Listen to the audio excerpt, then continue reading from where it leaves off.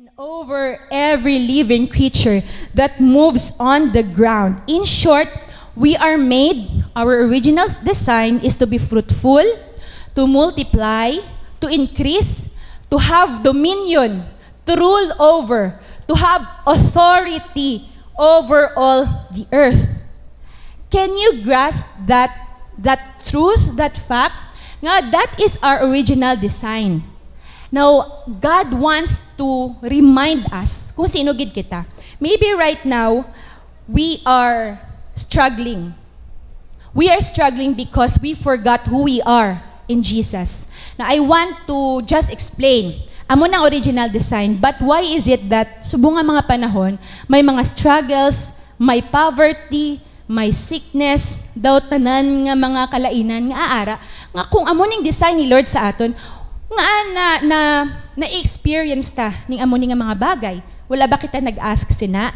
Ngo, hambal ni Lord own image. Hambal ni Lord to have dominion, to multiply, to be fruitful. Kasi ganito 'yon. Let's go back it from the very beginning, no? 'Di ba there's Adam and Eve. Of course, that is the design of Adam and Eve, to rule over. In fact, si Adam gani nagpangalan sang tanan nga mga animals and maybe all of the creatures of God, right? Kasi he has the power to have the authority to have dominion over everything. But because of Satan, remember Satan?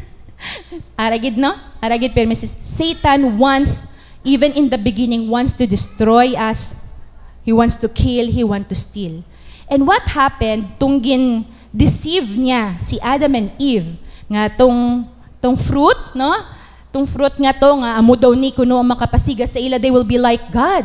And so with that, na curious man siguro ni si Eve and even Adam, nagkaroon sang pride and they disobeyed kung ano tong pinakahambal gid ni Lord. Now the moment that they fell into sin, this is what happened. That birthright, our design to rule over, to dominate, hand over sang man to Satan. You understand that? That's why Satan is called the prince of the world. He dominates the world. If you see, subong sa media, social media, grabe. No? Grabe. Grabe lang gid ang mahambal ko. We can really see blatantly kung ano gid ang pag-work sang enemy. At sometimes he is very, ano pa na siya, nang hindi halata. But he is working that way. Nag-dominate siya. Remember, parang ganito lang yung nangyari. You know Esau and Jacob, right? The twins. Now, always gid this flesh of ours, amo gid na gid bala makalid sa aton sa sin. No? Because, I don't know, with Eve, hindi ko bala kung gusto ya lang kauno itong prutas nga to, but it's the flesh, it's the desire, you know, that temporary happiness. Same kay Esau, nga ano ginhimo niya? Naggutom siya, di ba? And so dahil nagutom siya, gin-exchange niya ang birthright niya to Jacob. Nga supposedly sa iya to. Parang ganon yung nangyari sa atin. We handed over to Satan our authority, our dominion, our that we are able to rule over. That's why during the temptation of Jesus, no, ang first gid balagin hambal ni Satan, Jesus ako ni tanan. No? Do maisip ka ba katikalon kay Satan? But that's real. Iya to tanan is because the moment that Adam and Eve fall or nagfell sa sin, they gave Satan that authority. And so Satan said, ako ni tanan Jesus. So just bow down and worship me. Kag ibhatag ko ni sa imo. No? But Jesus said, he always speaks of the scripture that we have to worship God and God alone. So you see, we have given that authority to Satan. Masugot kita ng authority ara sa iya nga originally ato na siya. That's why we really need to have knowledge or to know about such things. I'm praying right now that the Lord will speak to you, that we will be able to understand that we can live a victorious life because of what Jesus has done for us. Thanks be to God because of His great love for us. Inpadayala niya gid si Jesus. Even though the enemy has stolen that right sa aton, God loves us so much. Nga gusto niya ibalik ato sa aton. So that's because of Jesus. Through His blood, through His death on the cross, He absorbed all the curses, all the sin, and He redeemed, He restored to us what is rightfully ours. That's why there is this belief, faith is really important. We have to believe nga amo naghihimo ni Jesus sa aton, because if we believe that we have that right, that authority, the dominion, we will really live a victorious life. Example, we are into a challenge, no? May kautangan, no? Amo na usually ba? Now, if you know your original design, that you are made to be fruitful, that you are made to rule over, to have the authority, hindi ka magsugot nga amo lang na ang life mo subong. No, here later on, we will learn what to do. No, paano kita overcome sini nga mga bagay-bagay. But the important thing is, we have to have that knowledge, and we need to know who we really were. Do you understand, church? We can live a victorious life. Thanks be to God. In 2 Peter 1:3, himay-himayonin naton. No, this is God's word. Just open your heart for this. By His divine power, God has given us everything we need for living a godly life. In other versions, His divine power has given us everything we need for a godly life through our knowledge of Him who called us by His own glory and goodness. Isa-isaon tani. Now focus through our knowledge of Him. Through our knowledge of God, and as we know God, we're able to live a life that is godly and righteous. Because kung hindi nakilala si God, how would we know what to respond? How do we know that we have this character? How do we know who to call? How do we know what to do? Because we don't know anything about God. Or if we know about God, pahapyaw lang. We really don't know that great power, that divine power that He has for His people. Knowing God. Now, if you want to live a godly life, ang question is, do you want to live a godly life? Base pala, nang kontento na kita, kung anong mayara kita subong, okay na ni. Being mediocre, okay na ni. Base pala kontento na kita, but that's not the design of God for us. God wants us to prosper. That's why you always go back sa promises ni Lord. Wala ko gapang hakig. I just speak this way to express atong gusto gid ihatag bala ni Lord sa aton. Amen. Now the question is, do you want to live a godly life? Because when you live a godly life, all the blessing will just pour out. When you live a godly life, you will please our God in heaven. And if our Father is pleased, grabe mag-reward ang Father sa aton. If we want to live a victorious life, we have to live a godly life. And what is the key to all things pertaining to life and godliness? Is the knowledge of God. Everybody say, knowledge of God. Now we need to seek knowing God. The answers are in Him. Are nang segue lang. I remember one of the chapter nga nag-capture gid sang faith gid bala. In Luke 24, I don't know, please correct me if I'm wrong, the road to Emmaus, that's the time nga na-resurrect na si Jesus. And when there's women nga naglakat sa tomb, nadula na tong body ni Jesus. Now there's a lot of speculation nga, basigin kaon daw sang sapat kay open ang tombstone. May araman speculation ng kawat sang disciples daw ang body ni Jesus. But there's a Roman guard, abi nga nagabantay. May araman speculation nga, wala man daw napatay si Jesus. Tungara siya sa tomb, daw may mga healing powers daw to kuno nga nag-walk out na lang. Those are just speculation. But we know as believers of Jesus that Jesus really resurrected, right? So that time, there's two followers of Jesus on the road to Emmaus nga nagastoryahanay sila.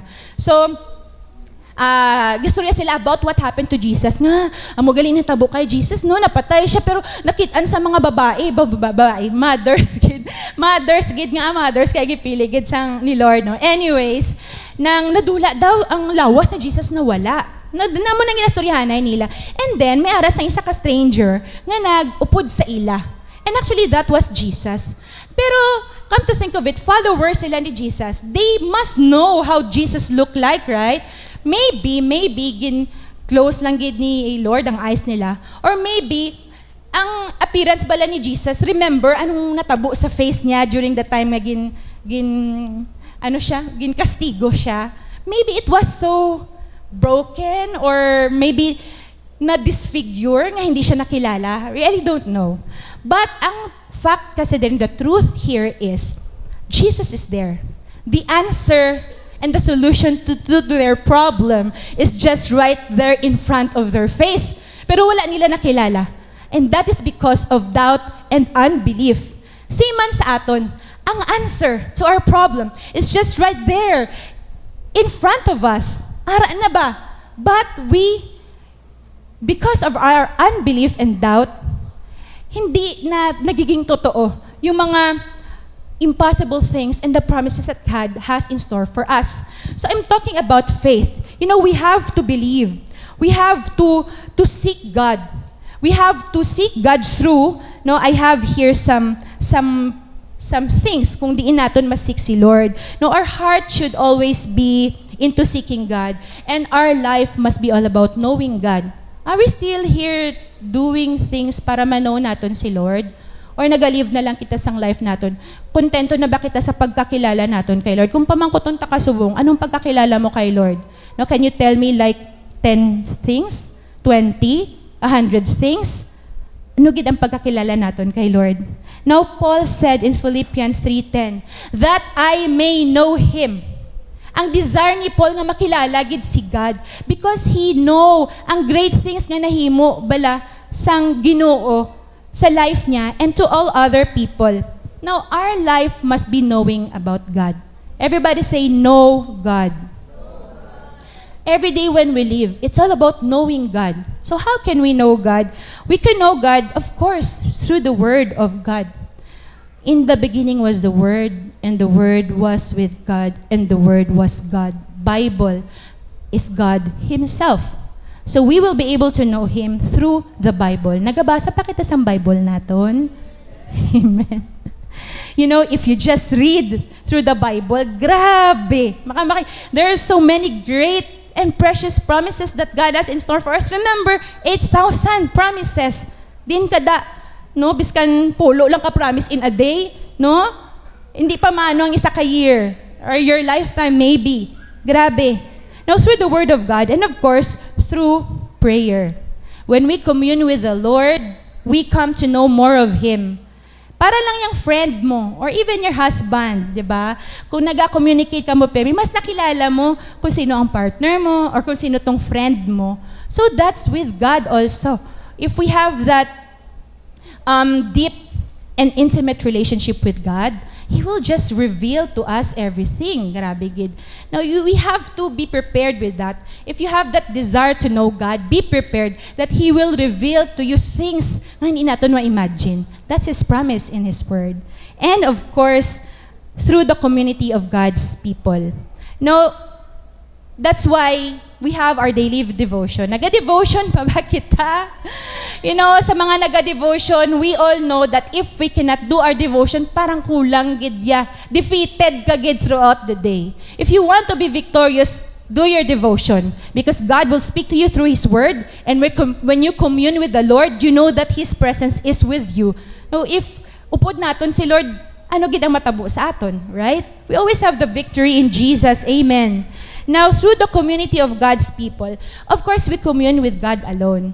But there's this dynamic when we have fellowship with people. That's why hindi pwede nga, hindi lang ko ma-church, hindi lang ko ma-cell group.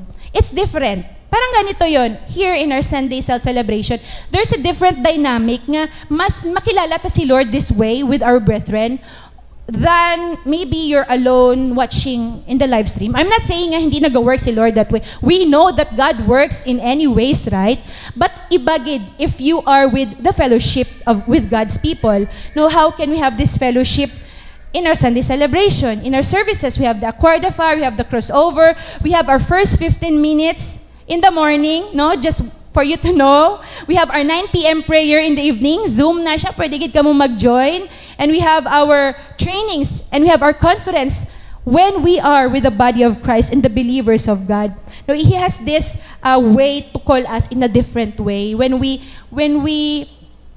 are with the body of Christ, may difference, gid. Kaya nga, it's just like a coal, Kung nag-iisahon ka lang, abi, ng isa ka uling, kung kwaon mo sa damo nga uling, ano matabo sa uling? Mapatay.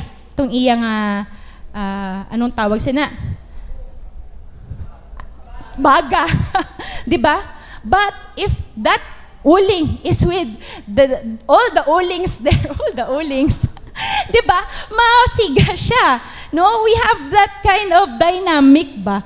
So hindi ka magsugot nga wala kang mag-go to church, wala kang mag-cell group. It's because we grow. We grow alone with God and we grow with other people. Amen. God does not meet us only in our solitude, but also in the community of His people. Kasi ang heart ni Lord, tao eh. So hindi pwede nga isahon ka lang. Amen. Now let's go to verse 3b.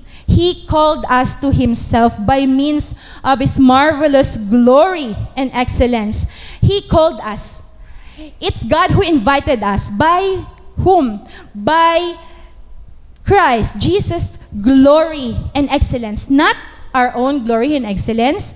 No, He called us by the glory and excellence of Jesus. Ang calling ni God sa life natin, hindi siya dependent sa imo nga dahil nag-obey ka, or dahil nag-follow ka sa will ni Lord. Of course, it follows, no, if you believe in Jesus. But hindi na siya maging dependent dira. Kasi kung ang promises ni Lord, precious promises ni Lord, naga-depend dira sa aton nga glory and excellence. May glory and excellence ba kita? You just come to think of it, reflect on yourself. I mean, ako ba lang sa sarili ko, damo, pagid ko pagkukulang. Now, kung diri mag-depend si Lord kung anong ako nga glory and excellence, daw wala gid guro promise nga mag-aabot. But God called us to Himself by means of Christ's marvelous glory and excellence. And through this,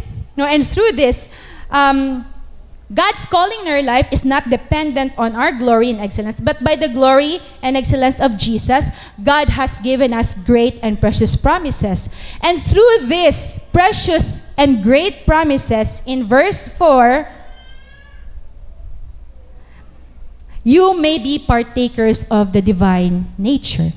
Now, if we know the promises, the precious and great promises of the Lord, we may be, or we are, partakers of God's divine nature. Now, as believers in Jesus, ginalaw gid ni Lord nga i-share niya ang very nature niya sa aton.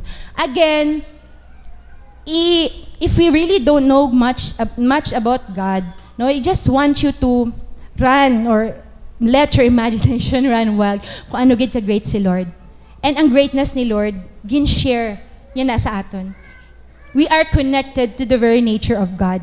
Now, to continue in verse 4, and escape the world's corruption caused by human desires. Now, God is above and beyond the corruption of this world. It means wala yan nag-participate si Lord sa corruption of this world. Kung ano gakatabo. In fact, ang sakit, ang poverty, inihalin kay Lord.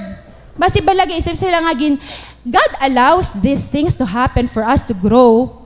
Pero hinihalin kay Lord because the Bible says everything that comes from God is good and perfect. Is sickness good? Is poverty good? Hindi, di ba? So this doesn't come from God. But He allows these things for us to grow, for us to learn. Nadamo pagid sang gusto gid ipahimuon si Lord bala sa aton kasi ang dami-dami niyang promises and blessings awaiting us. Now, na-preach na ni before ni pastora nga we need to be ready first, right? That's why transform gid kita ni Lord. Kasi when the blessing comes kag hindi kita ready, basi bala it will just be our fall, no? Amo pa ning makadala sa aton sa kalainan.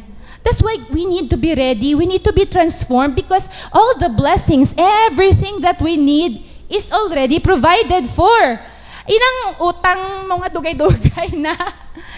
Ara ng provision. But are you ready? Are you ready to receive that blessing and that provision of God? Maybe God is talking in your heart. Basta may mga i-change pa kita nga, hindi masyadong wants. You have your needs. Wag lahat sa wants lang. Kaya basi dito galakat. Wala ko di maginapatamaan ha. I don't know ang inyo own nga mga struggles and issues. But my point is, we have everything we need. Everybody say everything. Now, if you need healing, we have everything. If you need provision, we have everything. We have everything that we need. Wala nagambal ang word ni Lord nga Sam. Tanan. Nakaintindi kita sang tanan? Nakaintindi kita sang everything. I want you to really comprehend ng everything bala nga ina. Anyways, thank you Lord. Now to continue, because we are partakers of God's divine nature, dahil si Lord wala ga participate sa corruption of this world, we must not participate on the corruption of this world as well. Now, if you are in an environment nga grabe, lantara na ang sin, as a partaker, when you say partaker of God's divine nature, kung sino si Lord, amo ka na eh. So nga mag-upod-upod ka sa pattern of this world. That's why the Bible says, do not conform to the pattern of this world, right? Nga mag-go pagid kita sa sin, nga we are partakers of God's divine nature, and we know what Jesus has done for us by faith. Maybe kasi wala kita faith, I don't know. Tutuod ba nga na-receive natin si Jesus? Because the Bible says, come, taste, and see. Kung na-experience, natilawan ta, na-experience ta ang goodness and greatness ni Lord, nagid bala kita mangita sang iban pa. Kung nakatilaw ka sang, anong namit nga pagkahon? Kung nakatilaw ka sang steak, steak talaga. Compared sa, hindi ko sang bulad, kaya namit ka po ng bulad. Ano ka, ampalaya. Basit na may paborito ang palaya. But yun, kung nakatilaw ka sang namit, mabalik ka ba sa hindi namit? No, I'm just trying to say, nga, when we have tasted God's greatness and glory, magstay kita dira. No, as a partaker of God's divine nature, we must not conform or participate to the corruption of this world. Now, paano? How to be like Jesus? Kasi nga, God has everything. His divine power has given us everything we need to live a godly life through our knowledge of Him who called us into His marvelous glory and excellence. Now, how do we live like Jesus? Let's open our Bibles in 2 Peter 1, chapter 1, verses 5 to 7. Now here, this is what Peter laid down. Ano bang himuon naton? In view of all this, make every effort. Everybody say, make every effort. Make every effort to respond to God's promises. Now, before we continue, let's reflect sa life naton. Are we making every effort to respond to God's promises or to be closer to the Lord? Ginapilit ba natin mabugtaw aga para mag-devotion? Or ginapabayaan lang nga 10 minutes, 20 minutes, 30 minutes, snooze na lang, no? Are we ginapilit? Kasi we are in flesh, I understand that. May times nga matamad kita mag-pray. Pero are we making an effort? Ginapilit na ba sarili ta? Natamad ko pero hindi, ma-pray ako. Are we doing that? Or natamad ko mag-pray? Boss na lang siguro, ng ano pa man, 2 pa man lang to siguro sila. Karon pa man na sila mag-start. No? Are we making every effort? This is what Peter, no, ginlay down niya ni, in view of all of this, make every effort to respond to God's promises. To what to do? Supplement your faith. Now let's stop here. Faith. We need to have faith first. Faith ang pinaka-basic. Faith is the foundation. Now let's go back to story natin sa road to Emmaus. No? Ara na sa harap naton ang answer and solution to our problems, but our eyes are closed. Meaning, we have doubts and unbelief. Are you still in that state nga, ara kasubong sa poverty? Amo na lang ko sini. Well, that's doubt and unbelief. Ano bang promise ni Lord? Jeremiah, for I know the plans I have for you, declares the Lord. Plans to prosper you and not to harm you. Plans to give you hope in the future. God wants us to be prosperous kasi in the first place, that's our original design. To be fruitful, to multiply, to increase. Now, if you are not multiplying, you are not increasing, what I mean is in every areas of our lives. And that talks about our finances, that talks about your relationships with people, that talks about the souls that you have given or ginhatod mo kay Lord, no? Because we are in the ministry of reconciliation. I just pray that magets natin ining point ngayon eh. So faith, we need to have faith. Everybody say faith. I want you to bala kita sa word na faith. And let's check, do I really have faith? Kasi, if we have faith, tambal ni Ate Rona kagina, we have to act on it. No? Without action, faith is dead. So, biskan gamba ka nga believe ko kay Jesus, pero wala ka may ginahimo. That is not faith at all. Our salvation is there. Yes, that's given. It's for free. But we have to work out on our salvation. Kasi the enemy is just, we are in a battle. Naara ka na gid man kay Lord, na-receive mo na si Lord. Na wala ka na dira sa campus ng enemy.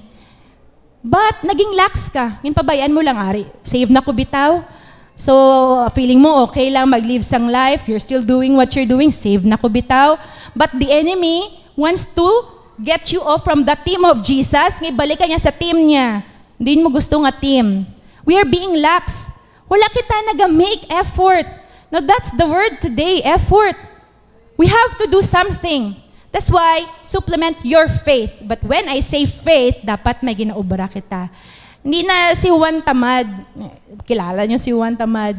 Si Juan, kay si Inday, gabi. Kasi Pinoy tayo eh. Ba si Juan tamad, may bayabas siya nakita. Na, grabe, sobra niya katamad, hulato niya pagid, nga mahulog na lang ang bayabas para makaon niya, gutom-gutom na siya.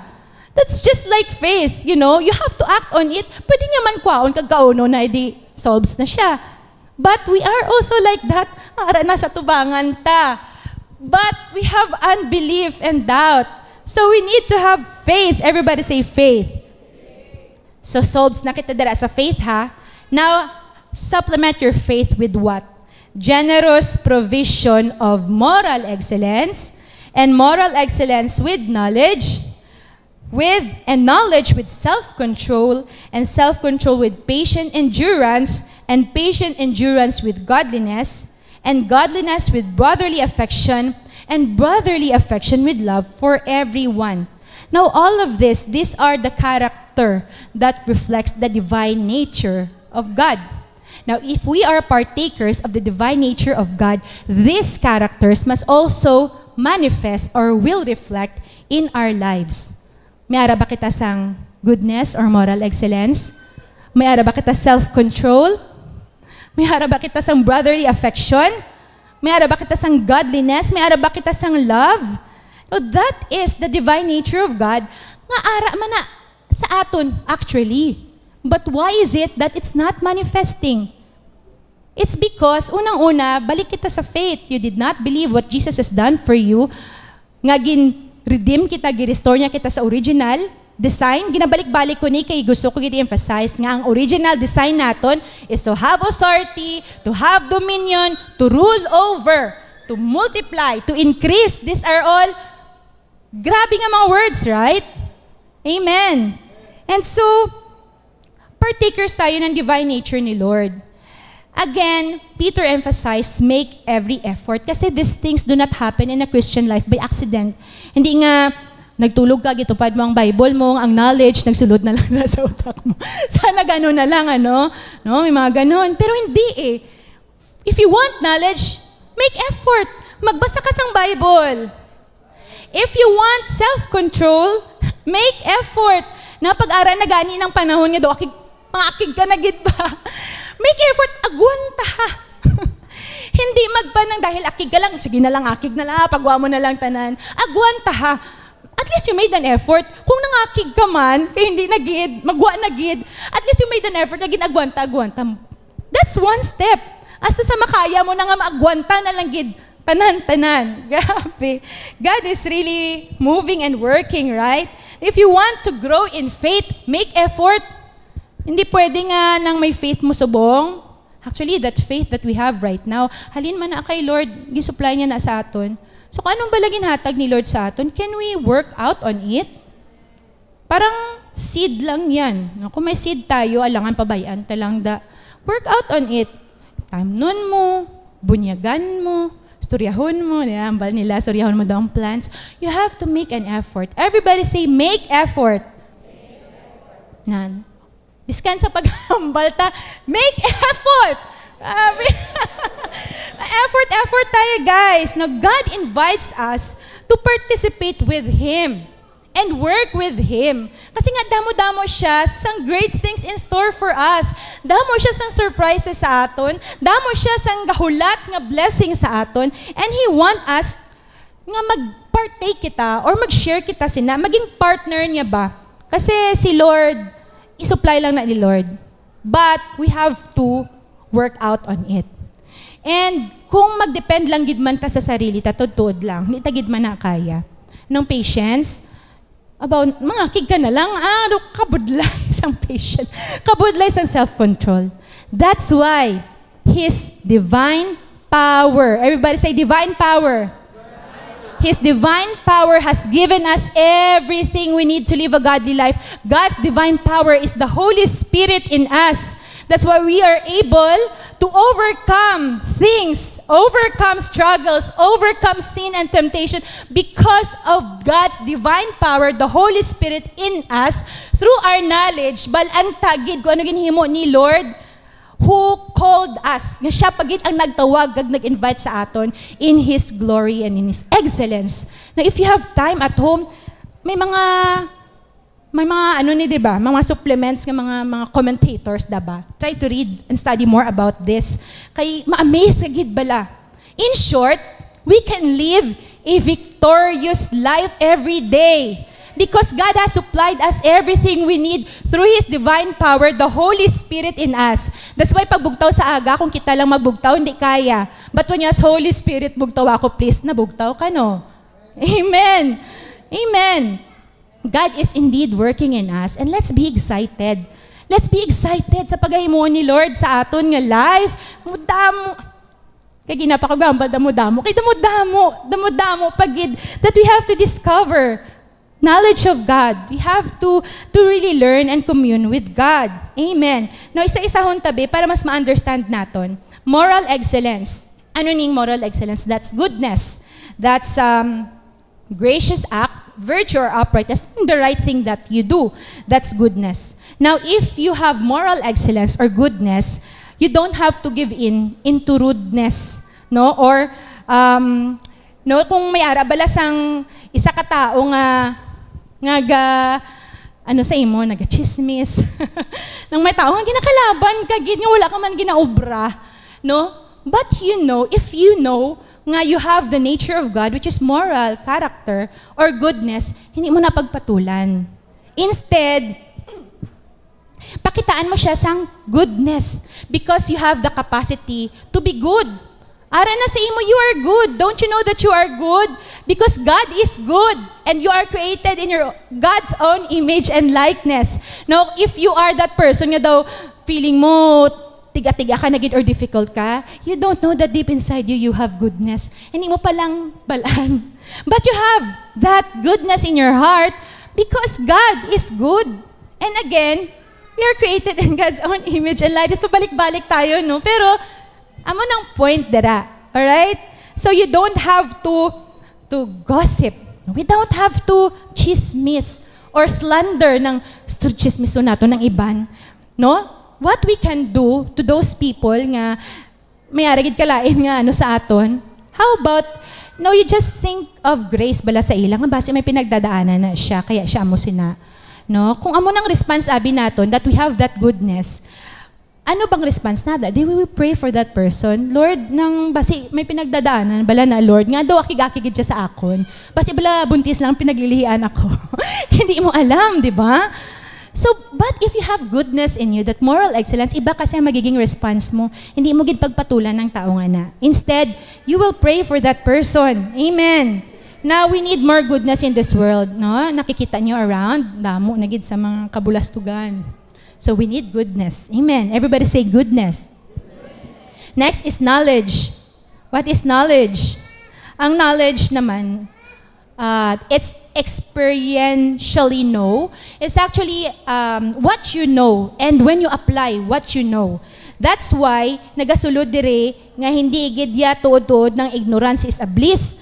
Balaan nyo ng motto nga ignorance is a bliss daw, ng what you don't know won't hurt you. But actually, what you don't know will really hurt you. Nantuwa si Inday, balik ta kay Inday. Kay dahil famine sa tunga time. Why nagit sila kwarta? No, dahil ignorante siya. Wala niya nabalaan nga may 1 million worth of groceries siya. Napatay na lang buong pamilya kaya wala sila kakaon. So tudod gid ng lack of knowledge destroys people or people will perish because of lack of knowledge. So you don't have to give in into ignorance. We have to read God's word. No? We have to know more about God. That's knowledge of God. And what we learn about God, we have to apply. We have to apply. Amen. Next is self-control. Now, self-control is self-mastery, self-restraint, self-control, or continence. Now, you don't have to give in into being out of control or unmanageable or incontinence. Ay, incontinence, maisip ko sa medical, itong urinary incontinence na hindi mo punggan, ihi mo. None. No, hindi ta kailangan mag-give in sa incontinence or sa na magiging out of control kita. No, many times nakaatgun ka na gid. Sige na lang, akig na lang ako. Hindi mo gid ma-control. But if you know that you are a partaker of the divine nature of God, you know that you have self-control.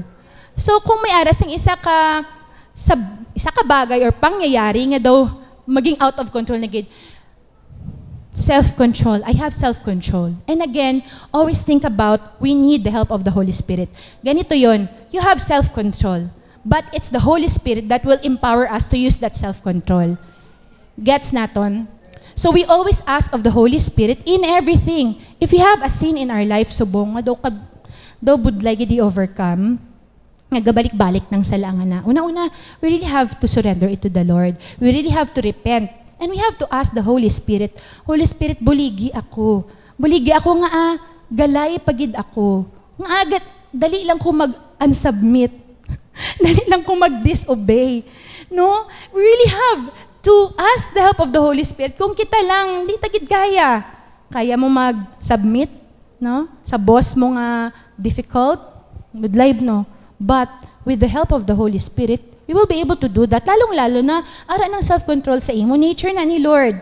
Amen. Patient endurance. Patient endurance is perseverance, remaining under endurance, steadfastness, especially as God enables the believer to remain under. It means that to remain steadfast despite the challenges in life. Nang may ara kita sang perseverance ba? No, despite nga ng budlay gid ang life, the people are persecuting you, but still you're moving on. You stand firm. No, despite sa sickness, may ara kita, you stand firm. I know the plans God has for me.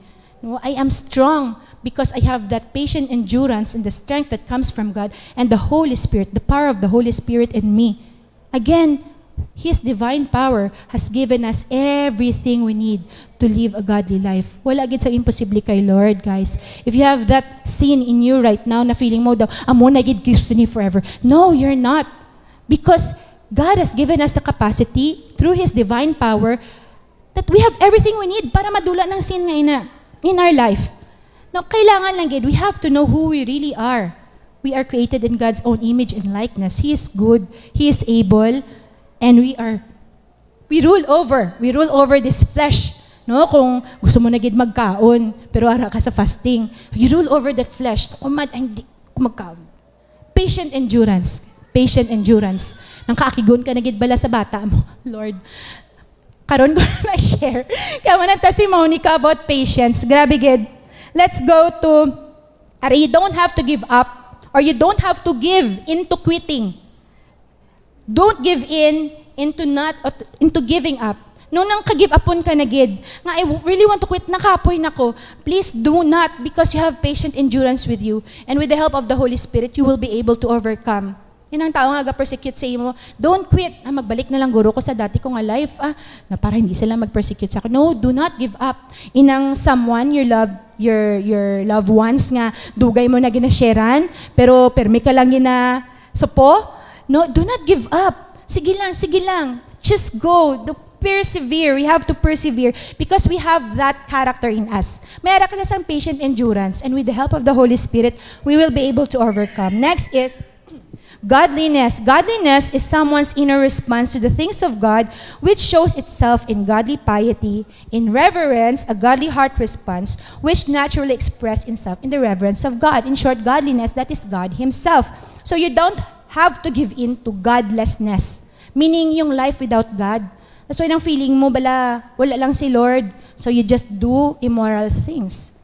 Nang sige lang, sin lang as sin. Kasi godlessness eh. But if you have godliness in you, magiging, conscious kagid sa ginahimo mo. If this thing, does this praise God or does this please God? Sa labay na ginaubra ko, that's godliness because we want to follow the heart of the Lord.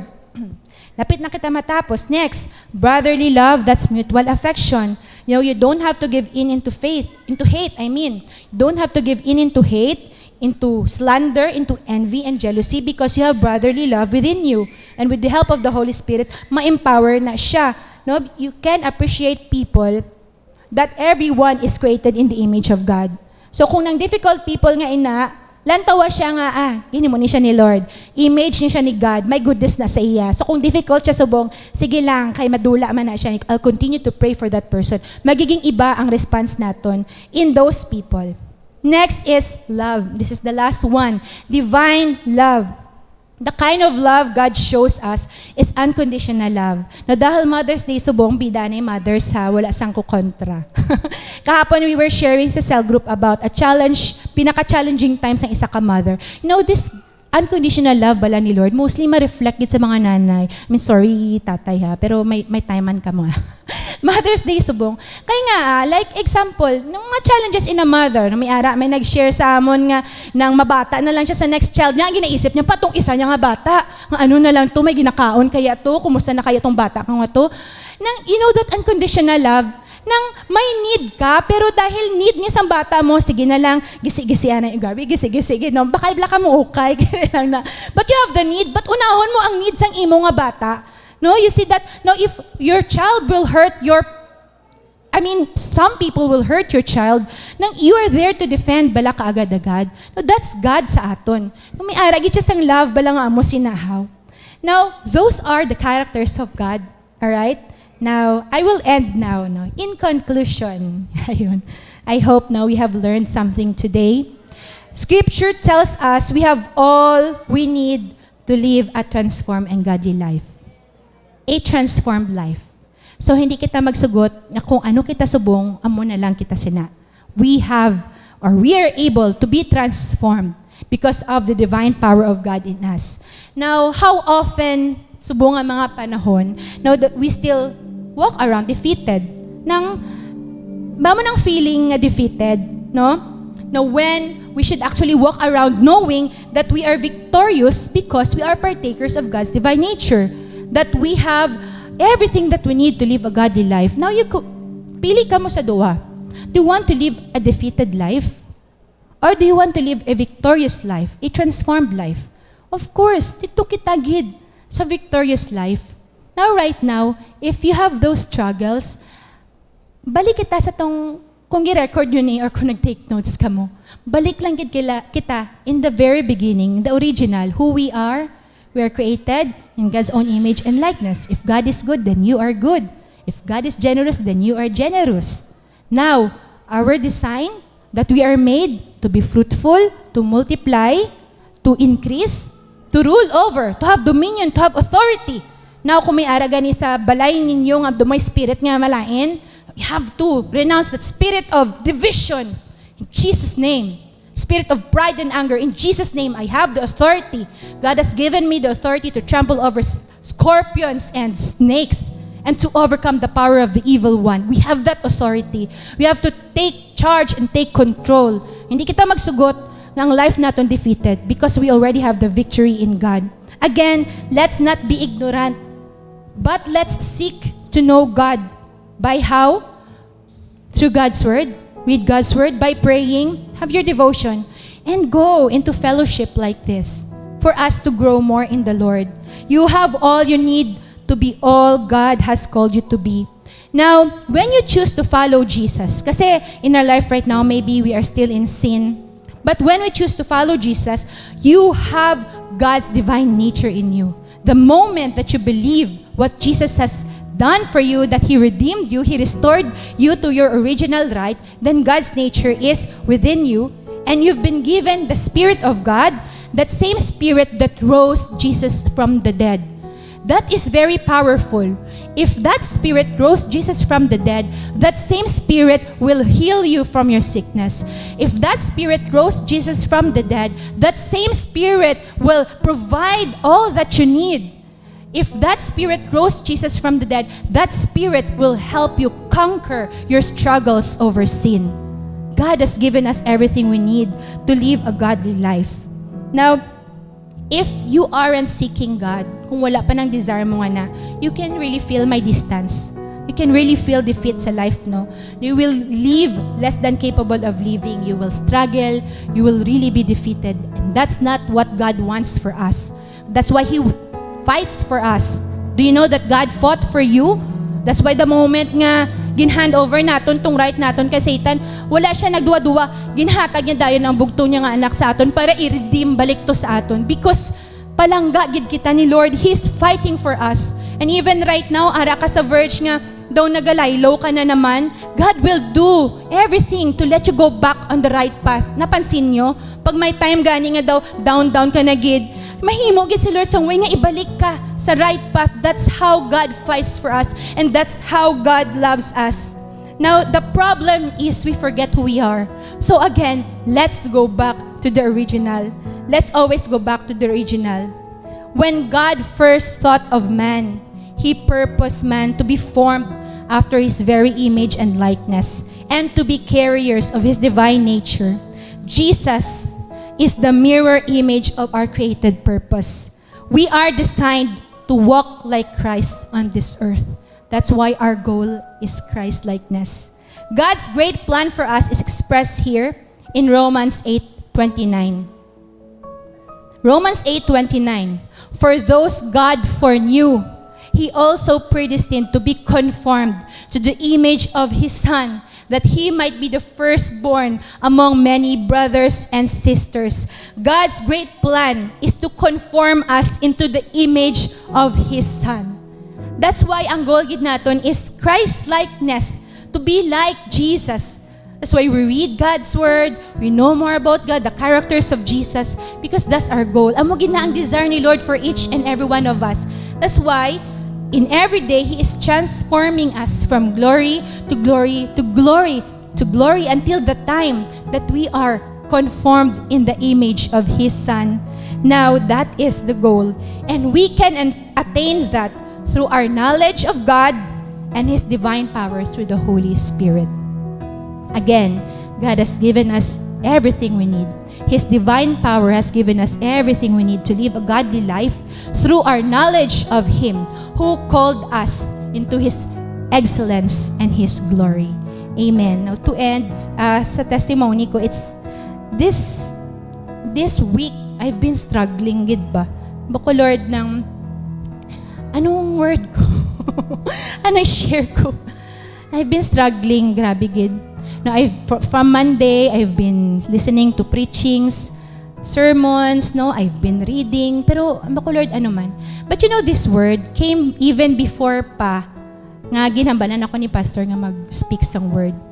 And gabi damo pa sa mga hirimuon abi, like yesterday, may deacons meeting, may cell group ako. Wala ko chance actually mag-prepare sang outline ko. But I know ang word ni Lord, it's about this. But of course, as we preach, kailangan may outline kita eh. So God is actually telling me to be patient. Gusto niya, Abi, ang glory niya ang ma-reveal. Hindi kung ano tong kaya ko. So I ask God's forgiveness. Sorry, Lord, kung naging self-reliant bala ako. That's why He allowed this. It's because nga, gusto niya ang glory niya makitan. It's Him working in me. The Spirit of God working in me. That's why this word is really real. That His divine power has given me everything to live a godly life. It's God's power in me that I am able to share this word. Kasi even kahapon, kagabi, nag-struggle ako. Not until this morning. Lord, imo gid nga power ang mag-reveal. And not mine, kay wala magid ko power, no? But thanks be to God, His patience. Sa patience, siya gid ako kay ti. Siyempre, as a mother, mga bata, wow, nalang gid. Murog tasan gid. But you know what I always think about? No, God has given me everything to live a godly life. No? Pag-ara na gani kita sa verge nga daw, Bow, da ma-burst out na gid. May na lang tani ko ang ma-burst out tong river. Pero hindi tong puot, no? Remind yourself that His divine power, the Holy Spirit, has given me everything I need to live a godly life.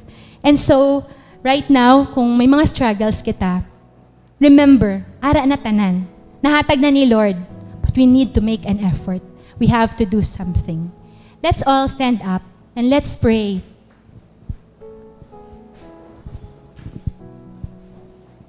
Our goal is Christ-likeness. But hindi gusto ni Lord nga mag-stay kita sa aton lang. That's why, kaupod sa Christ-likeness, there's the multiplying ministry. Kung ano itong reveal ni Lord, kag na-experience natin kay Lord, He wants us to share that to all the people.